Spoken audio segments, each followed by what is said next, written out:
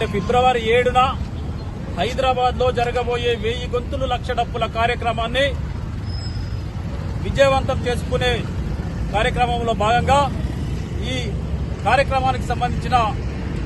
Wall పోస్టర్ను ఈరోజు వికారాబాద్ జిల్లా కేంద్రంలో ఎంఆర్పీఎస్ ఎంఎస్పీ జిల్లా బృందం ఆధ్వర్యంలో విడుదల చేస్తూ 30 ఏళ్ల స్వప్నం, 30 ఏళ్ల ఉద్యమ పోరాటం, 30 ఏళ్లలో ఎస్సీ రిజర్వేషన్ల వర్గీకరణ, షెడ్యూల్డ్ కులాల్లో ఉండబడే అట్టడు కులాలకు వర్గీకరణ రిజర్వేషన్లు అందట్లేవనే ఉద్దేశంతో ఈ దేశంలో ఎన్నో కమిషన్లు వేస్తే ఆ కమిషన్లు అన్ని కూడా వర్గీకరణ చేయమని చెప్పేసి ఈ దేశ ప్రభుత్వాలకు నివేదికలు ఇవ్వడం జరిగింది. దానికి అనుగుణంగానే మొన్న ఆగస్టు 1న సుప్రీంకోర్టు తీర్పు ఇస్తూ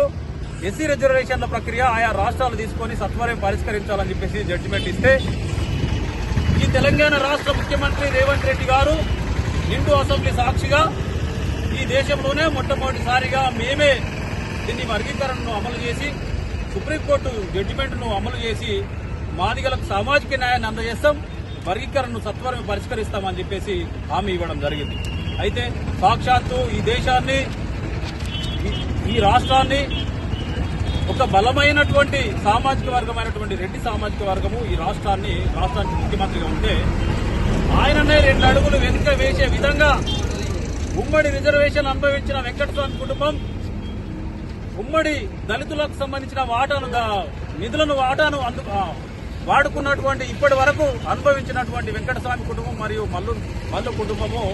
మాత్రమే అనుభవించి మాదిగల ఉపకులాలు, మాలలలో ఉన్న వెనుకబడ్డ కులాలకు కూడా ఏమాత్రం న్యాయం చేయని కుటుంబాలు. మరి వాళ్ళే ఇలా సాక్షాత్తు రేవంత్ రెడ్డి గారు లాంటి నిర్ణయాలను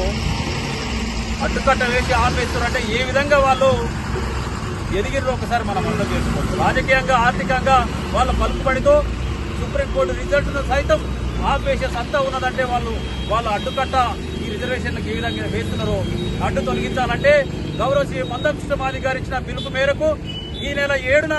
హైదరాబాద్ లో జరగబోయే 1000 గొంతులు లక్ష డప్పుల కార్యక్రమానికి ప్రతి మాదిగ ఉపకులాలు డప్పు సంకనేసుకుని హైదరాబాద్ రావాల్సిందిగా విజ్ఞప్తి చేస్తూ ఈ అవకాశం ఇచ్చిన మీ అందరికీ కూడా పేరు పేరు ధన్యవాదాలు తెలియజేస్తూ ఇప్పుడు డాక్టర్ కొత్తపల్లి మాట్లాడతా